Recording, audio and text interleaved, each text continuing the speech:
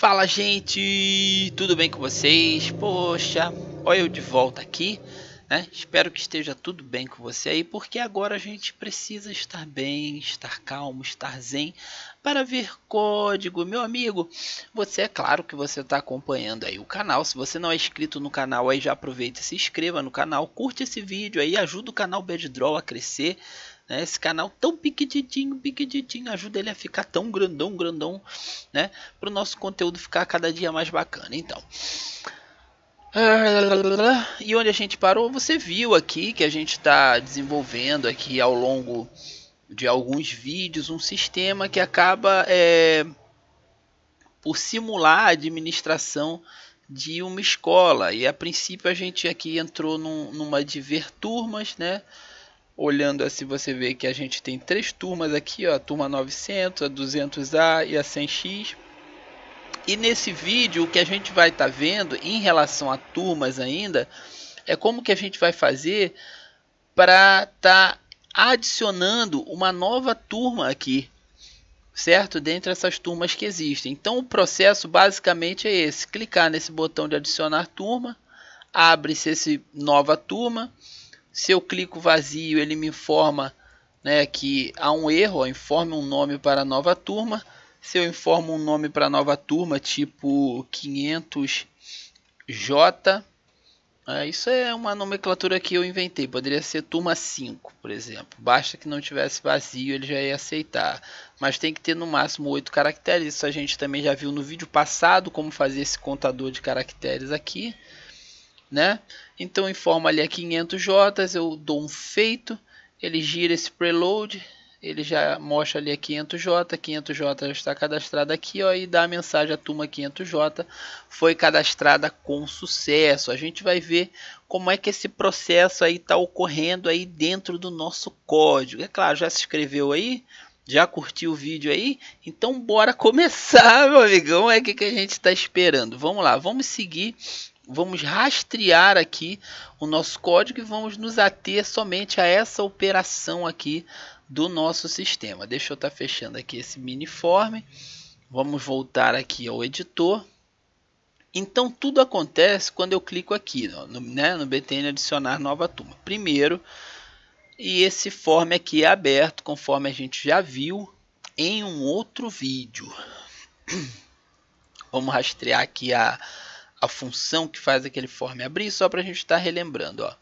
Clico aqui e o que ele faz é abrir form de turma e passar aqui o parâmetro adição. Isso a gente viu aí nos vídeos anteriores. A gente viu que o parâmetro adição faz com que esse botão aqui, porque a gente tem dois sobrepostos, que o que seja exibido seja o que, quando for clicado, vai adicionar uma turma, ok?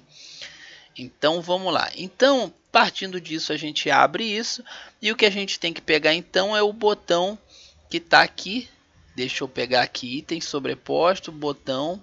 Aí eu vou estar pegando aqui o botão Action adicionar, vou clicar aqui no evento e a gente vai rastrear esse evento aqui, ó. Então esse é o evento de adicionar turma. Eu vou ali pegar uma água e já volto para a gente estar falando sobre ele, ok? Bom, aqui de posse da minha água de coco, porque tem dia que é triste, gente. Eu sento aqui e a garganta começa a arranhar como se estivesse seca, e à medida que eu vou falando, ela vai arranhando mais e eu fico horrível de falar, né? Vamos abrir aqui o código. Aqui eu comentei, ó, action action de adicionar uma turma, né? É o action de adicionar uma turma, é quando aquele botão ali é clicado. É claro que a primeira coisa que a gente vai fazer sempre vai ser verificar se aquilo ali está vazio, né? Então eu guardo aquela entrada aqui, ó, guardando o componente na forma de uma variável. Eu pego eu crio aqui uma variável chamada entrada e passo para ele aquele componente de input, esse componente aqui. TB entrada form turma, né? Então eu guardo esse componente numa variável. Depois eu verifico aqui se esse componente .value aqui for vazio. Se o componente .value for igual a vazio, então a gente vai executar uma função aqui. Então a gente vai conversar sobre essa função aqui. Eu tenho uma função chamada mensagem para campo de texto. Quem me acompanha nos meus vídeos sabe que eu gosto de criar uma função que controla ali aquelas mensagens que aparecem nos formulários. Mas aqui, é claro que eu tentei fazer diferente para que a gente sempre tenha algo novo aí a incrementar. Perceba que ela recebe 3 parâmetros. O primeiro parâmetro é exatamente o texto. Aqui ele diz, ó, txt alerta 1, que é esse cara aqui, txt alerta 1. Ele é um alerta de campo, tá vendo? Ele fica logo abaixo do campo e ele vai dar alerta, tipo, esse campo está vazio, preencha esse campo, o e-mail informado. Não... Você já entendeu para que serve esses carinhas, né? Então ele recebe um parâmetro, que é um componente de texto. Aqui está a mensagem, ó, informe um nome para a nova turma. Então para o caso de estar vazio, lembra? Para o caso de estar vazio, a gente vai dizer informe novo nome, tá? E o tipo de alerta ali é um tipo alerta. Você viu que quando a gente passa vazio para ali, e a garganta bem seca aqui. Aguinha de coco nela, meu parceiro, né? Chamei novo aqui, aí tentei passar em branco. Você vê que ele abre azul. Tá vendo? Então é porque ele é azul, porque ele é do tipo alerta. Mas eu vou mostrar para você ali. Eu criei aqui dentro de public útil. Eu criei aqui uma função chamada mensagem para campo de texto. Tá vendo? Ela recebe um componente do tipo texto. Lembrando a vocês que quando eu boto assim um cifrão é porque vai receber um componente, recebe uma mensagem do tipo string, tá aqui, ó, parâmetro mensagem, a mensagem que será mostrada no erro, e tipo de erro, indica o tipo de erro, baseado nisso determina-se a cor da mensagem. Ó que bacana, né? Então, se for um tipo erro, a cor é um vermelho, que eu estou passando aqui. Se for do tipo alerta, a cor é um azul. E se for do tipo do sucesso, a cor vai ser verde. Bacana isso, né? Então, ao invés de passar para o parâmetro, para o atributo texto do componente text, né? Eu passo aqui para o atributo HTML. Eu passo na forma de um P de HTML. Eu passo P, style, font size 13, color, e eu passo aqui a cor da mensagem, que foi a cor que eu guardei aqui, tá vendo? Então, com essa estrutura aqui, eu consigo passar cores diferentes para aquela minha função, entendeu? Logo, quando eu chamo a função aqui, eu digo que ela é do tipo alerta, ela aparece aqui azul, né? Bacana, né? Então, mas nada a ver nesse sentido. Vocês vão ver aí essa função trabalhando em outros vídeos aqui dessa mesma série, e você vai ver que ela pode aparecer azul, que ela pode aparecer verde e tal. Enfim. Então aqui é para o caso de estar vazio, né? Então acho que você vai ver até nesse vídeo aqui, ó. Para o caso de não estar vazio, a gente vai fazer esse else aqui, ó. Esse else captura a condição de campo com o nome da turma não está vazio, né? Com o nome da turma não está vazio. Foi ótimo esse português aqui. Este else captura a condição de o campo com o nome da turma não está vazio. Tá certo. Mais ou menos. Deixa passar.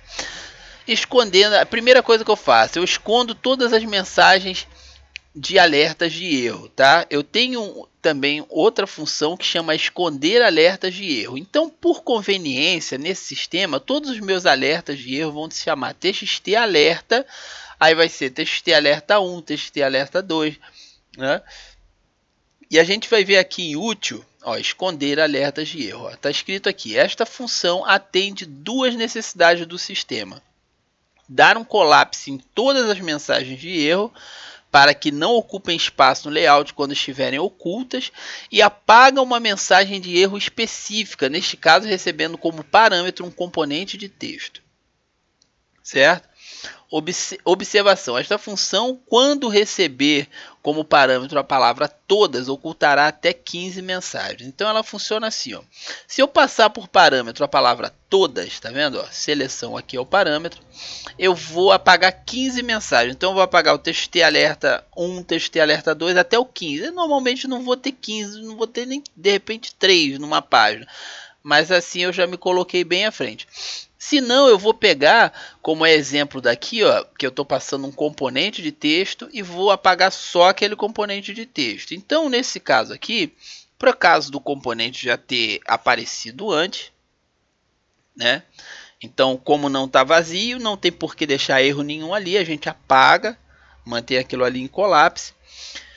Segunda coisa que eu faço aqui em Bom Tupiniquim, desativando o botão de action até o fim da operação. Reparem nisso, eu desativo o botão até o fim da operação. Isso é para o meu usuário não ficar clicando igual um maluco ali. Por exemplo, vamos cadastrar aqui a turma 100. Aí eu vou dar um aqui feito. Repara, ó, o botão ficou desativado e ele só volta depois que a mensagem, ó, a turma 100 foi cadastrada com sucesso. Ela está aqui, tá vendo? Segunda coisa que eu faço, ó, desativo o botão de action até o fim da operação. Terceira coisa, eu mostro o GIF de loading, né? Fantástico também, né? Então tá aqui, ó, vamos cadastrar mais uma turma, vou cadastrar a turma 600 aqui. Repare que um GIF vai aparecer bem aqui, ó. Ele aparece também, ele some quando a operação já está pronta. Então 3 coisas fizemos. Escondemos qualquer alerta, caso tivesse. Vamos deixar o alerta ali aparecendo para a gente ver isso acontecer. Ó, tá ali o alerta. Aí como eu cadastro 800, se bem que ele já some ali só de eu cadastrar mesmo. Então, mas foi feito assim, você entendeu o que ele faria. Então eu mostro o GIF e eu chamo uma promisse aqui, ó, encadeando um código na promisse da amostra do loading, né? Então encadeado aqui na amostra do loading, deixa eu ver se eu consigo manter esse zoom e a gente ainda assim conseguir ver o código. Eu faço o seguinte, índice selecionado. Por que índice selecionado? Índice do... A gente vai... Vamos ver para que eu vou usar isso aqui. Porque às vezes... Porque às vezes eu fazendo alguma coisa aqui, eu deixei passar algum código inútil. E eu tô vendo que eu nem vou usar aquilo ali, eu poderia apagar. Enfim, deixa eu... Configuração do índice para uso na... Isso aqui não é necessário nessa tarefa não. Então, eu vou fazer o seguinte. Caso eu esteja enganado, eu vou só comentar aqui e vou apagar depois. Então, ignorem isso aqui vocês também, ó.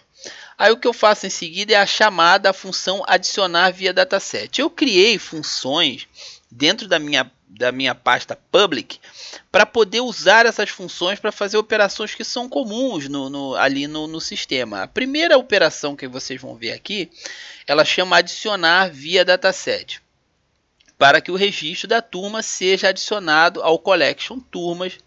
E neste caso, o terceiro parâmetro indica que o valor passado para a coluna código não deve ter o valor duplicado. Esta lógica é resolvida pela função que está na seção back-end dados. Não, ela não está na função back-end dados. Ela estava, eu encontrei algum erro, né, e por isso eu mudei para a seção public, né, ali em public, aqui dentro de acesso aos dados via dataset, tá vendo?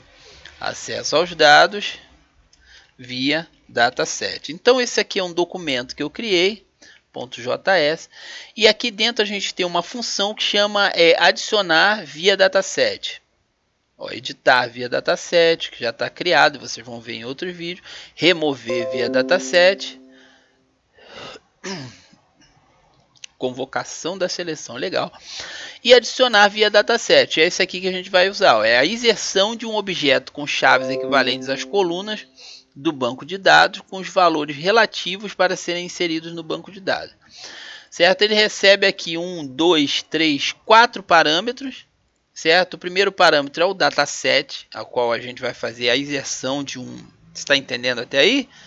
A gente vai fazer a inserção de um registro nesse dataset. O dataset está ali ligado a um banco de dados, então a gente vai usar ele para chegar ao banco de dados. Então o primeiro parâmetro é o dataset propriamente dito, o dataset que terá um novo registro adicionado. O segundo parâmetro é um objeto, dados para inserir. Um objeto de dados com as chaves equivalentes às colunas do banco de dados, o valor relativo aos que serão inseridos nessas colunas. Por exemplo, se eu tenho uma coluna nome, eu vou botar entre aspas nome, 2 pontos e o valor que vai ser adicionado, enquanto esse nome vai ser o nome relativo à coluna do meu banco de dados. A gente vai ver isso depois. E eu criei uma lógica aqui, porque eu não quero que o meu usuário insira turmas repetidas. Por exemplo, eu quero que isso aqui aconteça, olha só. Eu tenho aqui a turma 600, agora eu vou tentar adicionar aqui a turma 600 de novo. Ó. Ele diz o seguinte, ó, já existe uma turma cadastrada com este nome. Então, deu erro e a gente não consegue cadastrar novamente. Então, a nossa função aqui em public, adicionar via dataset, tem um campo não duplicável. Eu informo o campo não duplicável e eu informo a coleção do campo não duplicável. Eu informo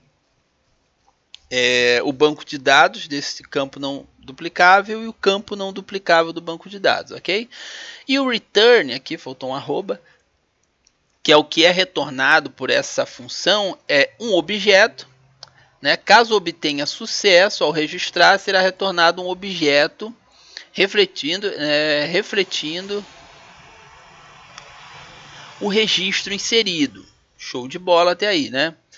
Caso seja apontado um erro pelo sistema do Wix, será retornado o valor -1. É um número, né? Caso o terceiro parâmetro, campo não duplicável, encontre um problema no registro, será retornado o valor -2. Isso a gente vai tratar lá na frente, ok? Então vamos ver aqui se está tudo ok. Resultado da operação. Isso aqui acaba não funcionando. Isso aqui tem um outro método de ser retornado esse resultado aqui, porque quando a gente faz operações com dataset, isso aqui não fica bem resolvido não, mas eu vou dar uma olhada nisso e já falo com você já, peraí. Bom, eu fiz os testes aqui e funciona assim, ele retorna um objeto com o último cadastrado. Eu cadastrei a 900x aqui, então tá ali feito e é aquilo mesmo que eu falei. Vamos lá terminar de ver a nossa função, adicionar via dataset. Adicionar via dataset, tá. Então, caso dê tudo certo, ele retorna um objeto. Caso dê errado, ele retorna -1 se for um problema do sistema do Wix e -2 se for um problema ali por índice duplicado. Primeira coisa que a gente faz, ó, variável com armazenamento do resultado. Eu lanço uma variável vazia aqui que vai armazenar o resultado para mim. E eu faço a verificação da existência da condição de não cadastrar valor duplicado para a coluna. Então, quer dizer, se esse campo aqui for informado, ó, campo não duplicável e coleção do campo não duplicável, né?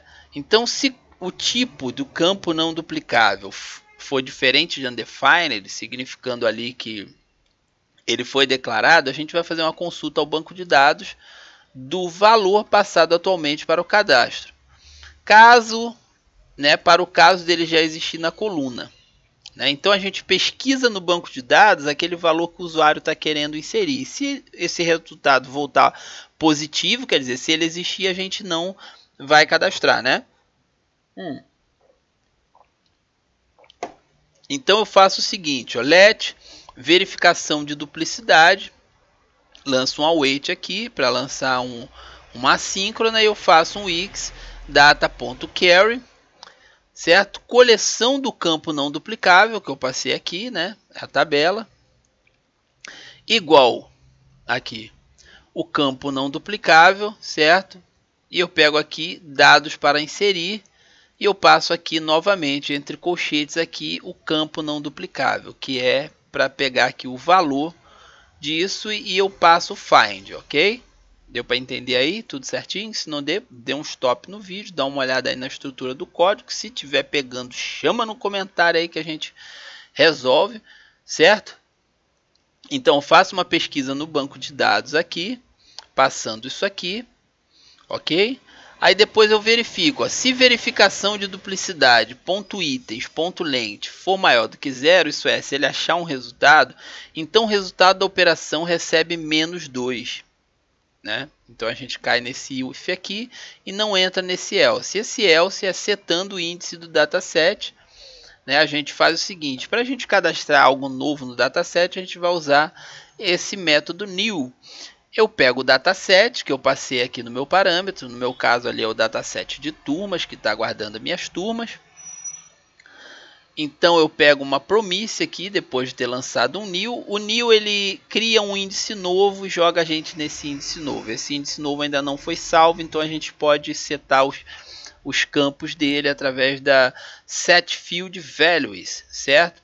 Primeira coisa que eu faço, eu pego aqui novo item, é igual a dataset.getCurrentItem. Tranquilo? Nada demais, eu só peguei o novo item que o sistema criou que só tem um ID até agora. Então eu passo aqui dataset.setFieldValues e eu passo dados para inserir, que é o meu objeto ali que tem nas chaves, né, ele vai ter essa estrutura aqui, ele vai ter aqui o valor da coluna, né, do meu banco de dados, aí vai ter assim 2 pontos e aqui o valor, né, alguma coisa, pode ser um string, pode ser um número, tal, pode ser uma variável que eu passei, mas ele já vem pronto lá da frente. Depois a gente vai ver como é que eu chamei, aí isso aqui vai ficar mais claro. Aqui await dataset.save. Aqui eu estou salvando, então eu chamo uma promise aqui. Se eu salvar e der tudo certo, o resultado da operação recebe esse valor que foi cadastrado. E a gente retorna esse valor lá depois. Né? Eu dou um refresh aqui no dataset para aquilo passar a aparecer ali na nossa lista. E se tudo der errado, o resultado da operação recebe menos 1. Aqui também recebe menos 1, que é para o caso disso aqui dar errado, essa criação desse new. Isso é muito difícil, esse menos 1 são os erros que o Wix dá para a gente. E no final eu retorno esse resultado da operação, que vai ter menos 1, né, ou menos 2, para o caso de ser um valor de duplicidade, ou um objeto. Agora vamos ver lá na frente como é que a gente está tratando esses valores quando eles chegam lá. Ó. A mensagem para campo de texto, caso haja falha, a gente parou aqui, ó, chamando adicionar via dataset. Veja aqui, eu passando o dataset de turmas. Esse aqui é o meu objeto para inserir. Eu só tenho uma coisa que eu quero inserir, que é o código, porque o meu banco de dados aqui só tem o código das turmas mesmo. Então eu passo aqui que a coluna código vai receber entrada.value. Lembrando que entrada é esse meu input de texto aqui que eu guardei dentro da variável entrada. O meu campo que não pode ser duplicado é o campo código e ele fica no meu banco de dados turmas. Agora ficou mais claro para entender, né? A gente olhando lá estava meio confuso ainda. Valor retornado pela função. Aqui a gente pega a promise, que é a promise dessa função aqui, do adicionar via dataset, e a promise retorna aqui numa variável chamada resultado. Agora a gente vai ver resultado. Ó. Se resultado for igual a 1, olha que bacana, hein? Aí eu lanço aquela mensagem para campo de texto, aquela função que a gente viu, no txt alerta 1, e eu digo assim, ó, ocorreu um erro grave ao cadastrar a nova turma. E eu boto como erro, certo? Logo vai ficar vermelho ali, entendeu? Não sei se eu vou conseguir simular isso aqui. Eu acho que eu não consigo simular aqui. Eu acho que numa outra situação eu conseguiria simular. Mas aqui, enfim, mas vai ficar vermelho. Vocês acreditam em mim, né? A azul vocês já viram como é que fica. E a verde também, que é o caso de sucesso. Ó. Caso o valor passado como código da turma esteja em duplicidade com outro valor já cadastrado anteriormente, a gente executa isso aqui. Ó. Se resultado igual a menos 2, mensagem para campo de texto vai ser a mesma coisa. Eu vou dizer assim, ó, já existe uma turma cadastrada com este nome e a mensagem vai ser do tipo alerta. O bacana é que a gente usa a mesma função, a gente só muda como ela é. Erro, alerta, e aqui ela é um sucesso. Ó. Else, quer dizer, se tudo aqui não for menos 1 e não for menos 2, ele vai ser um objeto. E a gente vai dizer, ó, mensagem para campo de texto.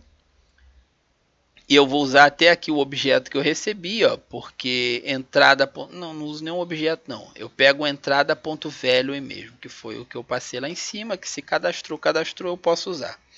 Então eu passo aqui o TXT alerta 1 e eu digo assim, a turma, né, mais entrada.value foi cadastrada com sucesso. Vamos ver isso aqui acontecer.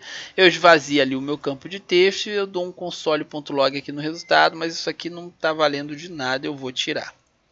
Ok? Só para complementar aqui, ó, depois disso tudo, né, o meu IMG ali, o meu load, ele recebe um write, quer dizer, eu apago aquele load, e o meu botão ele volta a ser enable, e o meu dataset de turmas toma um refresh, e eu faço uma verificação, como a gente já viu aí nos outros vídeos. Eu tenho essa função mostrar ou não o paginador, quer dizer, já que entrou algo ali na minha lista de turmas, eu quero saber se agora é para mostrar o paginador. Ele vai mostrar caso tenha mais de 4 resultados, aí ele vai começar a paginar. Então eu chamo mostrar o paginador aqui e eu faço checagem de dataset vazio. Logicamente, assim que eu cadastro uma nova turma, ela vai me apontar como estando vazia ali do lado, porque ela não tem nenhum aluno ainda cadastrado nela. Vamos ver isso aqui. Primeira coisa para vocês atentarem é que quando, né, deixa eu tirar aqui um pouco do zoom, quando eu cadastro uma nova turma, que 400D, eu dou um feito e a mensagem que me aparece aqui, ó, a turma 400D foi cadastrada com sucesso, ela é uma mensagem verde. Eu não sei se vocês estão conseguindo ver que ela é verde aí, né? Aí se eu tento cadastrar de novo, por exemplo, a 400D, a mensagem que ela me mostra é uma mensagem azul, que é uma mensagem de alerta, ó, já existe uma turma cadastrada com este nome. Então, beleza, a gente já viu aí como é que funciona o cadastro, né?